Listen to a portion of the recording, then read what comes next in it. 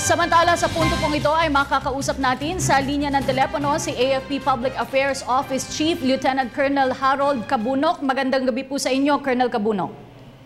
Magandang gabi, Kathy, at sa lahat ating tagapakinig, magandang gabi po sa inyo lahat. Humingi po ng extension nagbigay po ng extension ng deadline yung Abu Sayyaf. Ano po ang dahilan nito?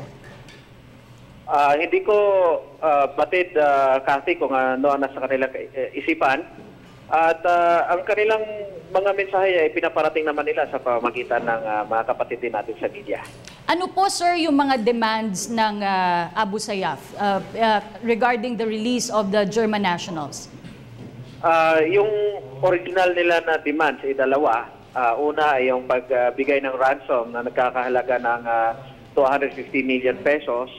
Ang pangalawa ay ang withdrawal ng German government ng suporta sa US government sa pakikipaglaban nito sa ISIS sa Syria at Iraq.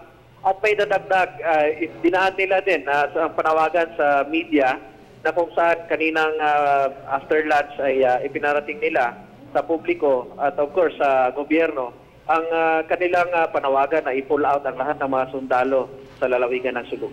They have their demands, sir. Does this mean that we are negotiating with the Abu Sayyaf group?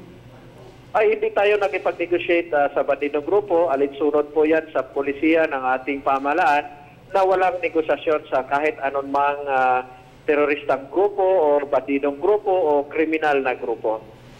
So, ibig po ba sabihin nito, sir, ay tuloy-tuloy pa rin po ang crackdown laban dito sa grupong ito na bumihag sa mga German national? Ang Special Action Committee po ang nagbibigay ng kapasyahan kung ano man ang aksyon ng ating kasundaluhan at kapulisan. Tumatalima lamang sa anumang direktiba na dumarating sa ating opisina ang mga kasundaluhan natin sa ground, ang 5 Offers Brigade at maging yung Marine Battalion na andun din sa lugar. At yung specific actions na kanilang ginagawa ay hindi ko pwedeng ma-describe yan.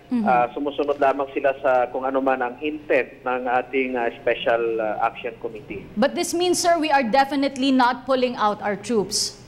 Hindi po natin pwedeng talikuran ng Armed Forces of the Philippines ang mandato nito na ipagtanggol yung ating mamamayan sa kahit anumang armed threats, external man yan o internal.